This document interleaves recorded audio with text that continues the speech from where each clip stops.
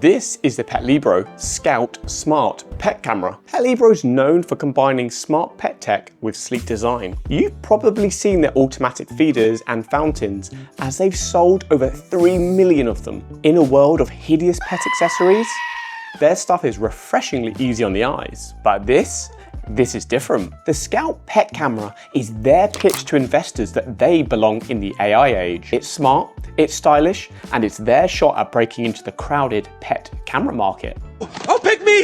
Oh, I know, me! But have they done enough? Let's start with the design. Unlike feeders and fountains, the pet camera world already leaned into sleek, modern aesthetics, and Petlibro's clearly sticking to that playbook. If the goal was to blend in, well, mission accomplished. Though, is it just me, or does it give off serious Wall-E and Eve vibes? Chip directive. Classified. That said, there are a couple of design drawbacks. First, it only comes in white, no options to better match the space like competitors, and second, just like with their other products, Petlibro has slapped their logo right across the front.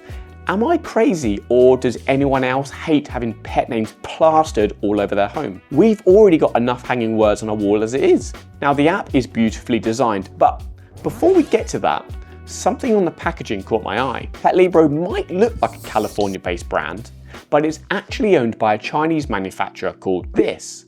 They also operate a Silicon Valley design arm called Design Libro, who are responsible for the app and the product design. This doesn't mean that anything shady is going on though. Rather, knowing who makes and manages the device is part of understanding how our data is going to be handled, but we'll talk about privacy later. For now though, let's talk about hardware. There are 3 interesting things to call out. First, the privacy cover. There's a manual lens cover which you can snap into place when you want a bit more privacy. Second, Petlibro includes several mounting accessories in the box, so you can wall mount it or just stick it anywhere else that suits you, which is quite a nice touch. And third, movement. The Scout has a motorized base that gives it a full 360-degree coverage, which is all controllable via the Petlibro app. And honestly, I was surprised how smooth and quiet the movement is. Beyond that though, spec-wise, it's the usual USB-C, two-way audio, night vision, and all the basics are really covered here. The 1080p resolution feels a little underwhelming at this price point though. Oh, and speaking of price, I haven't mentioned it yet, and for a reason. Trust me, I've got a lot to say about it, but we're going to get onto that. But what about video performance? Well, here's a comparison with one of our fixed position cameras. Both offer wide-angled lenses to cover most of the room, but the Scout's motorized movement gives it a serious edge. It can lock onto your pet, track their movements, and even rotate to keep them in frame. Even the best placed static cameras, they just can't do that. In fact, take this clip. Both cats are lounging right beneath the lens. The static cam, completely useless. The Scout is still watching. Before we get to the night vision, we're currently working on our second DIY video as the last one blew up. But as currently only 2% of our viewers are subscribed, if you're enjoying this and you want more reviews and pet content, please tap that subscribe button so you don't miss out on what's coming next. All right, well, back to the night vision. While we don't know the exact sensor Petlibro is using, it's likely they chose 1080p to improve low light performance. And in fairness, the Scout handles dim lighting and night vision really well. As for the audio, the mic is fine. There's nothing award-winning, but it does the job. The speaker, yeah, why not? But they certainly judge you for how it sounds. No, that one then. I mean, look, I told these. I mean, this is if animals are for. One big letdown is that the Scout doesn't work with Google or Apple Home, so you'll need to use the Petlibro app. But that's where its big selling point kicks in. AI. In the app, pet recognition is front and center, and during the setup, you'll select 6 photos of each cat to help the AI tell them apart and create a profile. From then on, every time motion is detected, the app tells you which pet triggered it. It also provides you a written summary describing what they've been up to and an option to watch the footage back. It's brilliant, until it mixes up your furry friends. With most smart cameras, you end up dialing the sensitivity down to dodge an endless barrage of alerts. With the Petlibro, we actually did the reverse. We turned up the sensitivity and let AI sift through the noise, surfacing only the moments that matter. I'm tired, boss.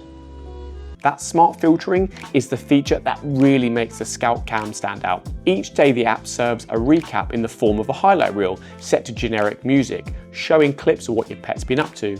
Now it sounds fun, but genuine sweet moments like me playing on the floor with the boys were completely missed. Like most companies these days, they've included their own version of an AI assistant that dishes out basic care tips inside the app. And finally, there's activity tracking. Petlibro says the Scout can detect eating, drinking, and litter box visits. But honestly, unless all that happens in exactly the same spot, which it shouldn't, the promise of a whole day organized just quickly falls apart. And trust me, even if you did want to cover multiple rooms, you probably wouldn't want more than one Scout in the house, but more on that in a minute. Outside of AI, the app has live viewing, video recording, snapshots, even a bird chirp to get your cat's attention. You can share access with the family, but they're limited to viewing and talking, no camera control or smart features. For us, that was particularly a big miss. When I logged in, the camera was staring directly at the side cabinet and I couldn't move it. So unless you're the main account holder, honestly, it's just pretty limited. Whilst the cam has unique features, there are some gaps. For example, the competitor Furbo can alert you to barking or meowing, and Enabot has pushed the category even further with their robot cameras and multiple ways to engage with your pet. Outside of pets, traditional indoor cameras offer important features like people and even baby detection, allowing them to be more useful generally. Petlibro says more features are on the way. They need to move fast to stay competitive. You know those AI-powered features? Well, they're great, but they're not impossible to copy. And if a major player like Apple or Google bakes this kind of pet tracking directly into their smart home systems, well, Petlibro could be in trouble. So should you buy this? Well, there's two things we need to talk about. First up, the price of the Petlibro Scout Smart Cam. There are four main ways companies make money from a product. Most companies pick one, maybe two if they're really bold, and I'm looking at you, Netflix. He's scared us! I'm scared! Petlibro, I think they went for three. Let me explain. First, the camera itself isn't cheap at £100 for the device, especially with this hardware. Second, to unlock most of the cool features, you'll need an AI premium subscription, which is up to £170 a year on top of the device price itself, every single year. And now for the third way. We don't know how Petlibro is using the footage. They do offer an option to donate your footage to help improve their AI, which to their credit suggests a degree of transparency, but they haven't shared much detail in the way of technical information, and the privacy policy is pretty broad, and there's no SD card. So we assume the footage is being uploaded to the cloud. But what exactly happens to your home data once it's there? Could they be using that as well? Are they turning you into an unpaid data source to train the AI? We're not saying they are, but if they were, it wouldn't be a surprise, especially as that's exactly what companies like OpenAI are doing with ChatGPT. On top of all that, earlier I said you wouldn't want more than one. Why? Well, you would need to pay a separate full subscription for every single Scout Cam extra. And if you've already got their feeders or fountains and you pay for their subscriptions for those, well, congratulations, because this AI subscription would be further on top of those as well. Petlibro, look, maybe lay off the juice. You're starting to develop an unhealthy obsession with subscriptions. For comparison, if you don't need those AI features, you could pick up this, the Tapo C210, a perfectly decent smart camera for just £20. We actually bought this just for the review. And you could also get an Apple One subscription. All of this for less than the cost of the Petlibro Scout Cam and its subscription. I mean, what were they thinking? I have some ideas. IPOs, AI hype, investor decks, they all kind of come to mind. But I'll stop there because there's a second important thing that we need to talk about: privacy. With home cameras, privacy is the sticking point for most consumers. And privacy leads to trust, which has to be earned. Sure, the Scout Cam has a physical privacy lens, but there's no way to mute the microphone. There's no option to set the privacy zones, no two-factor authentication for the app, no SD card or offline storage. And as we said earlier, bearing in mind the manufacturer is China, where exactly is our data being stored? Is it that cloud? Is it that one? Is it that one? Who knows? Petlibro says they're not using the audio for training and that your data is secure. And sure, maybe that's true today. But what about in the future? Look at 23andMe. Millions trusted them with their personal information, genetic data, family history, health risks. They promised security and then financial trouble, bankruptcy, and suddenly outside companies were circling, eager to buy up that data. If Petlibro ever ends up in similar trouble, who ends up with your home security footage? And honestly, that's not just a Petlibro problem, that's true of any cloud-based security camera, which is exactly why strong data privacy controls matter.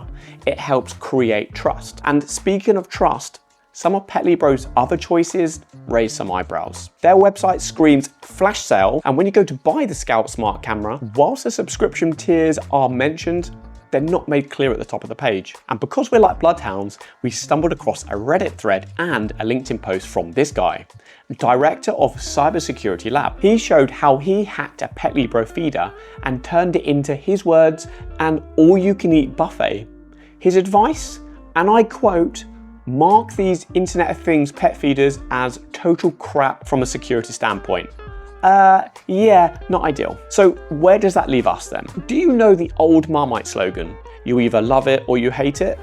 Well, that kind of sums this up. It's got standout features that I haven't seen before. And honestly, as a pet parent, it just gives me that quick check-in comfort feeling. That alongside great design and build quality makes it a generally impressive first attempt. But it's also expensive. And those privacy questions, especially as competitors focus on local storage, will likely be deal breakers. It is for me, and it's why I'll be continuing with our old combination of static cameras and EBO. But it's up to you to decide. Do the specific pet features outweigh the concerns? Well then, if yes, it's a great fit. If not, well, there are plenty of alternatives without all these strings. And that's our take. We'd love to hear yours. Would you trust a smart pet cam like this in your home? And if you found this helpful, please give this video a like. It really helps more people find our content. And hey, if you're into honest, no-nonsense reviews like this one, hit the subscribe button so you don't miss out on the next one. Oh, and if you're considering other smart cameras, check out our review of the EBO SE right here. Thank you for watching and see you in the next one.